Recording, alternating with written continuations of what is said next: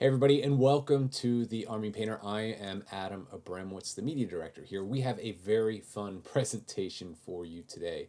Now at the Army Painter, throughout the history of our company, we've always had little competitions, whether it be army painting competitions. Today we're going to be doing a terrain building competition, and we're going to be using the products found inside the new GameMaster range of products. Specifically, we're going to be showing off the new terrain primers. These are a fantastic new product. They are 100% safe to use on your phone because they will not corrode it. They are water-based, non-toxic, really fantastic. We're very excited about this range, and what a better way to show it off than to have a little terrain building competition between our two founders, Bo and Jonas. So let's get right to it.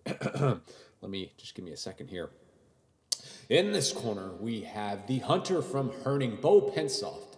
And in the next corner, we have the Hazard from Asnus, Jonas Faring. And if you're ready, I'm ready. Let's get ready to rumble! Whew. All right, this is going to be fun. Let's tune in with the guys back at headquarters. I think they're just about to get their marching orders now. Right, hobby challenge. Indeed.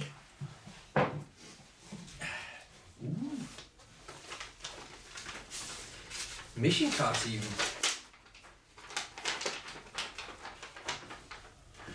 Dear Bo, this is your mission. Should you choose to accept it? I made that one. Today you'll be building competitive terrain using our brand new GameMaster terrain primers. You gonna do that too? Mm-hmm. Right. Now we have to draw one of the 5 terrain primer colors, and the 5 cards in front of us are the new sets coming out. This will be the base of your terrain, and you'll be handed a matching terrain kit. Ooh, they're in now. You are allowed to use the contents of this and everyday household items. You also get $10 to spend on your racks to add a little extra. I get 20. What? It says so. Look, I didn't make up the rules. I'm making competitive terrain, and I get 10. I made crusade terrain, 40k. Ah, yes, all right. So I'll be making the square terrain, you'll be making the looking good terrain. Yeah, you gotta have something going for you. I will, I'll go and spend my money. Well, we need to draw one first. Yeah, I don't Gentleman know. first. This one.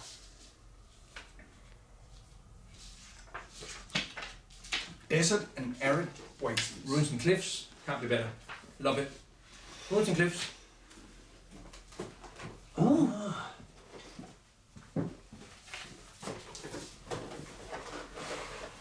Ooh, yes. Put that one up so people can see what it is. Terrain primer, stuff to make ruins and cliffs. There's a background picture here as well. Ah, that's a crusade terrain piece. Ooh, yes. Razor wire, tuft, basing. Paints. I got razor wire as well. Ah, nice one. The core is a bigger pot of paint. The 2 dry highlight colors. I got okay, rocks, battlefield rocks. Okay, I've got some static grass.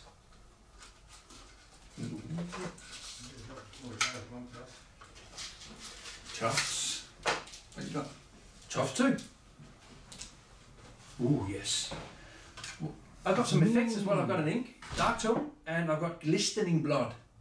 I've got mid-brown and dry rust. Yeah, of course. There's a glistening blood.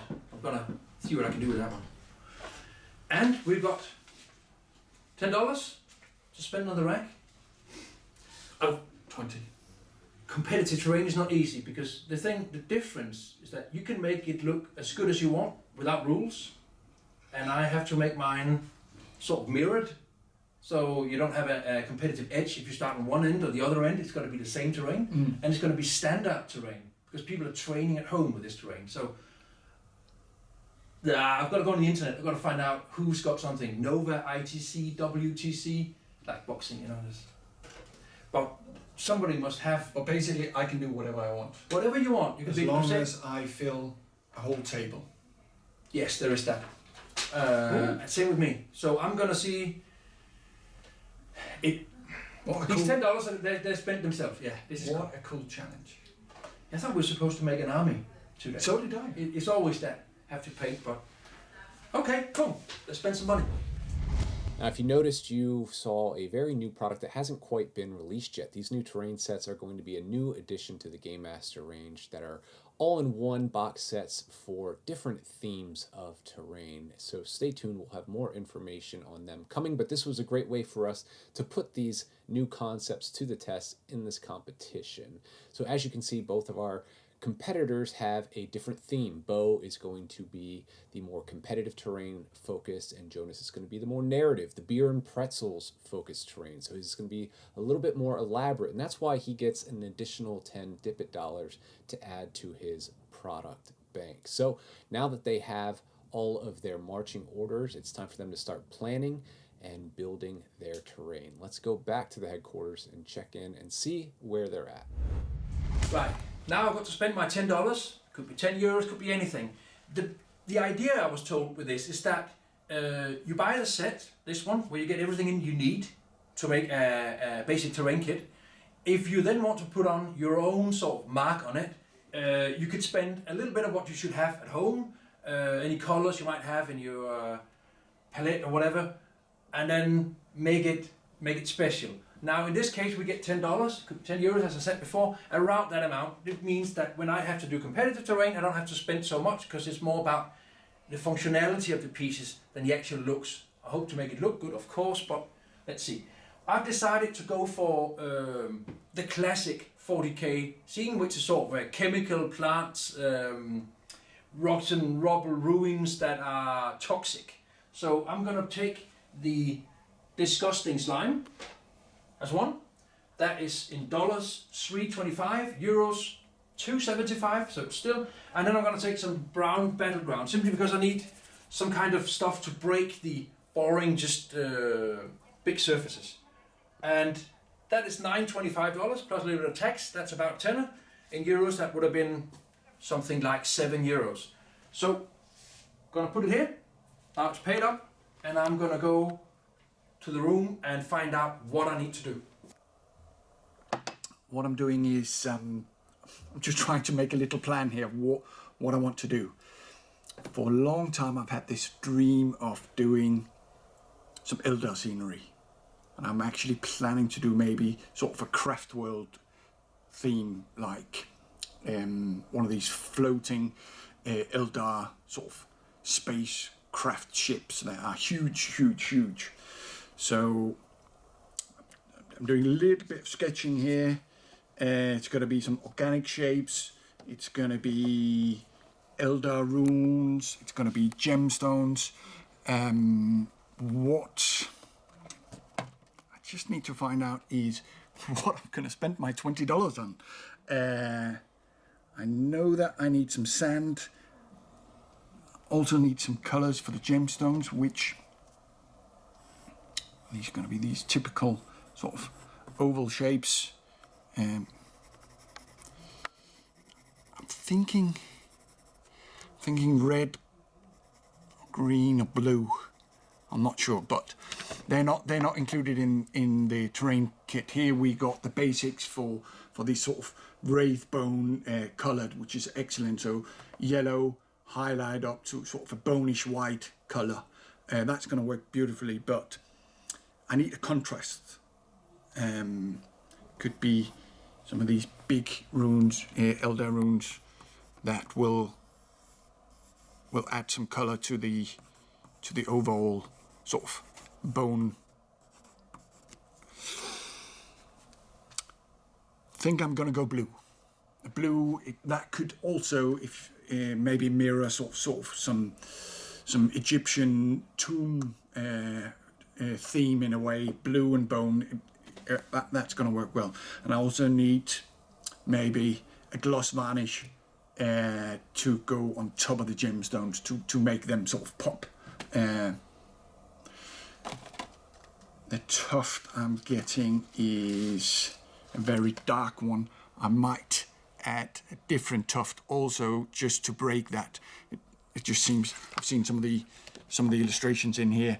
It's just the fact that you use 2 different tufts can really make a difference. And there's a ton to choose from in the Army Painter range.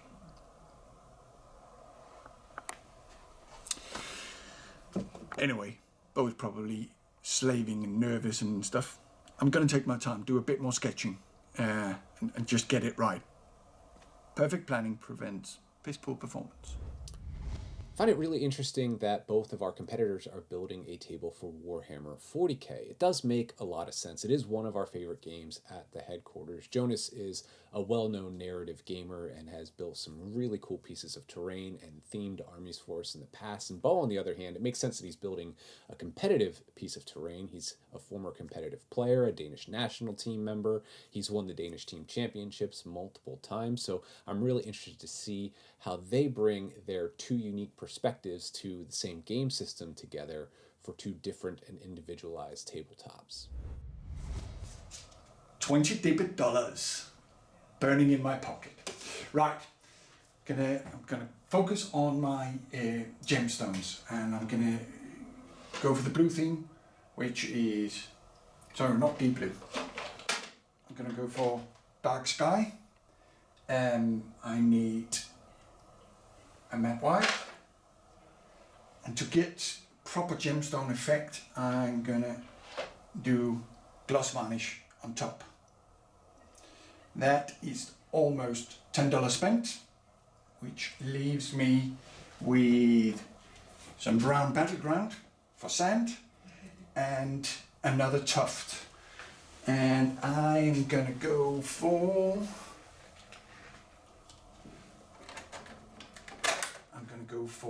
swamp tuft. The one that's in the set is the scorched tuft, so I just want a different contrast, just to mix it up a bit.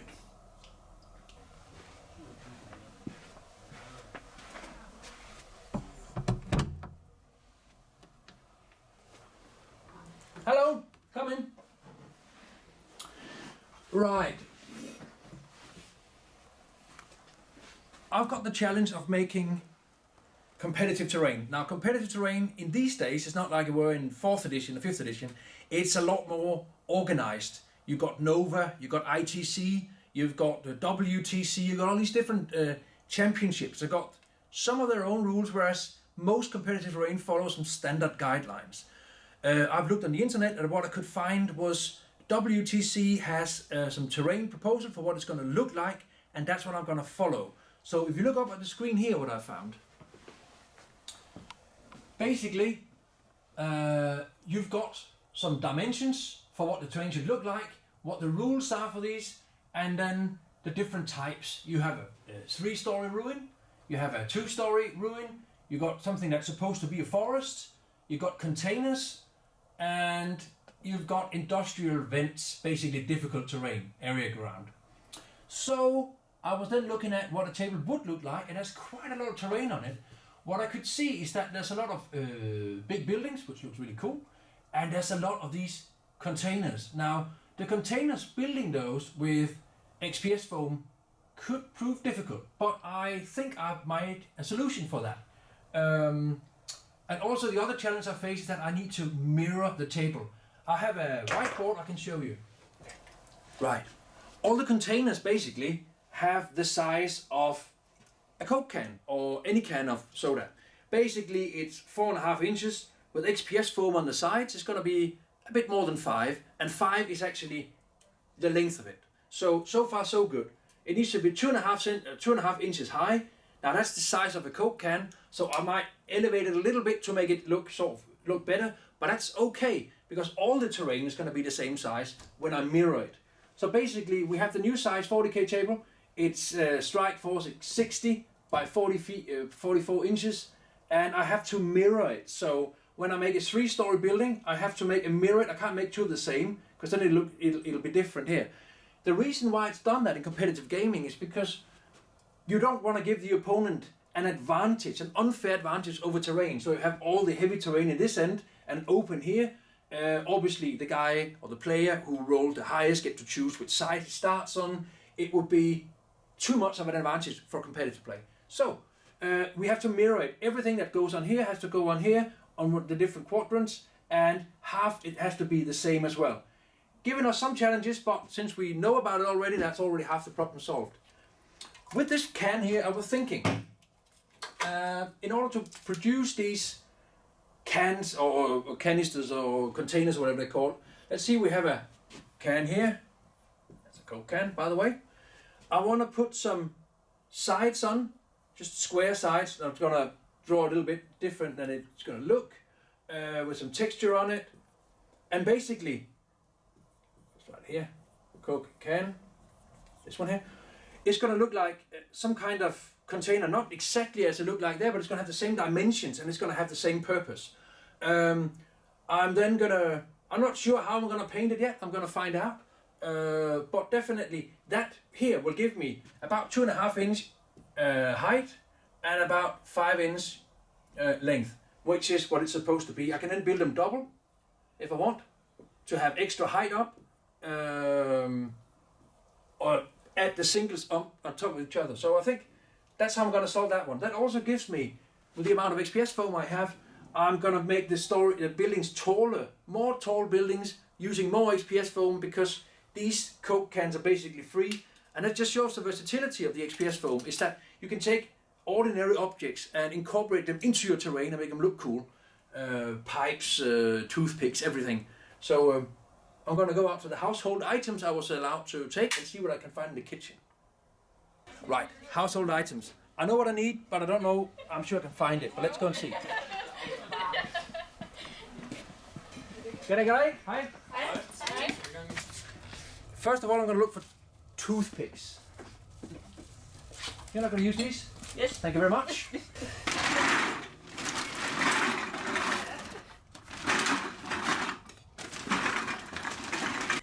Toothpicks and straws, maybe? I got straws. This will do.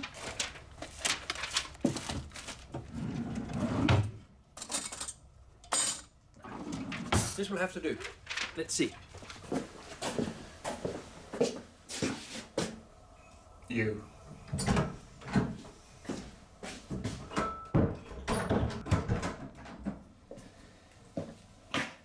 Ta-da! What the fuck? What's that supposed to be? It's my scenery kit. I'm ready. Are you? Get deep at that. Now it looks like that both of our competitors have changed into their appropriate terrain building attire. Let's go back, take a recap of all of the products that they have at their disposal, and let them get to work. Right, now I'm ready for the challenge. One competitive 40k table coming up. I've got my XPS foam booster packs, 2 of these. Experimental size glue, love it. What I bought, disgusting slime and some stuff. I got the knives, brushes, the hot wire foam cutter, essential tool for this one. Batteries, my household items, toothpicks. I've got flags, not because I'm that patriotic, but because they are round and can look like pipes. And most importantly, I've got the set. That will give me the primer, tufts, static grass as I showed before, and then the different colors in, biggie and razor wire. Basically, that should all be what I need. Game on. Right.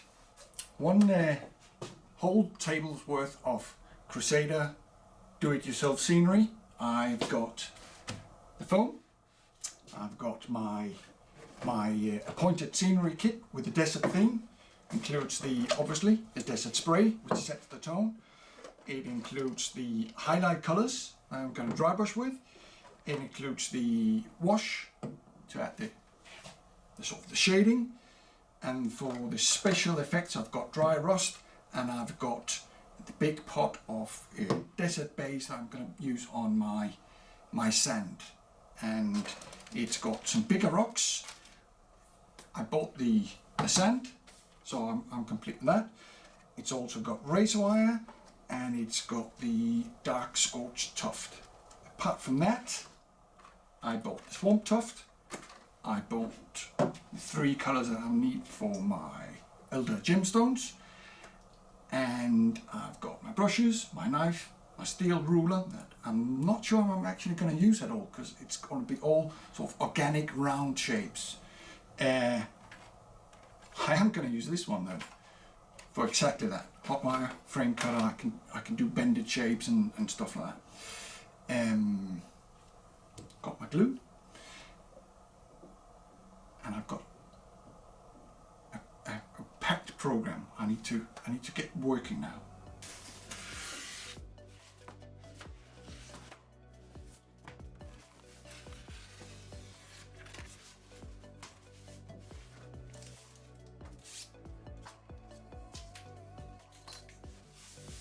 Working.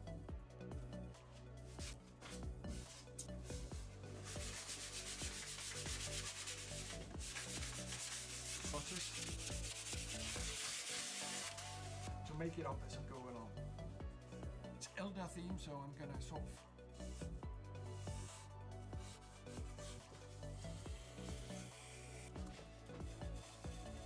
yeah.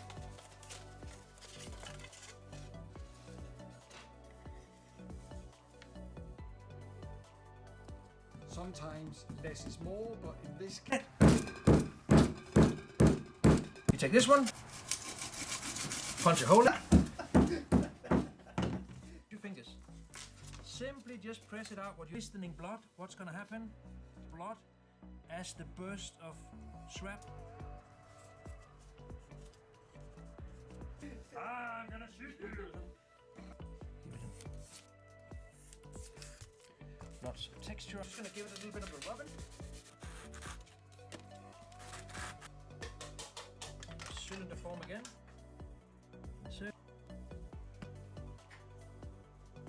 draw around the edges, and by drawing, I make it deeper. So making this room less weathered.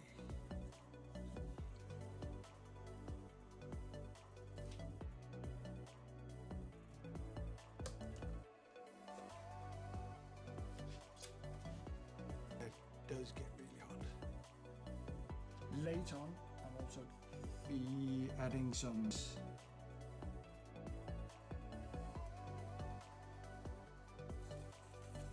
the kitchen, my trick is to use toothpick from each one. Like that. Like this. Just really simply to cut faster, not to pull any roughly square, but extra texture to it.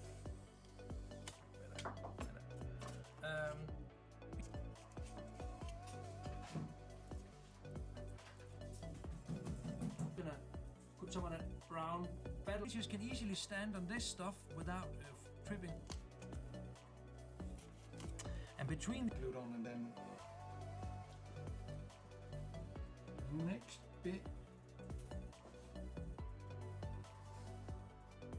Center it as near full base.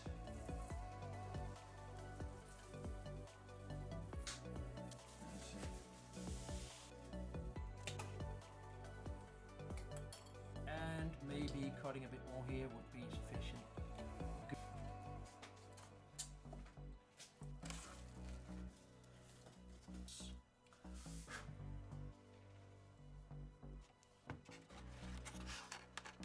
This, and then once it's So here's my result for the first day, including filming. Spent about 10 hours on the project so far, and it's a fair bit actually. This is a whole table's worth of Elder Craft World scenery. The sand has just been put on. I've made quite a few of these ruins. There's some gem engravings. Tomorrow is going to be really interesting because I'll see if my vision inside of my head can be portrayed onto the scenery. I've got this bone coloured Craft World scenery with the blue runes and stuff. Let's see how that plays out. Right now, after 10 hours, I'm done. I look forward to a bit of sleep. See you tomorrow. right. Those were the last finishing touches I needed, and now I made bullet holes, I made the toxic pipes, I'm just ready for sleep. It's been a long, great day. And as with everything when you do, like when you paint an army, you need to have finished for a tournament. It's putting in the hours, and it's not always fun, but in general, it's a great experience. I must admit, the first 7 hours were funnier than the last 3, but it's done now. All the details are in. I made all the small details that I think will work once I start painting. So, good night, everyone, and see you tomorrow. This has been really fun. I think the boys have their work cut out for them, that's for sure. And day 1 is officially in the books. All of their terrain has been cut. It has been assembled and textured, and good thing too, because they're going to need that glue to set up and dry before they begin priming and painting the terrain pieces in day 2, the final day, tomorrow. You're going to want to stick around and stay tuned for that. It will be the final video in this brief series. I want to hear who you're voting for. Who are you rooting for? Are you rooting for Bo? Are you team Bo, team competitive tabletop, or are you team beer and pretzels, team Jonas? Let us know in the comments, and we'll see you tomorrow.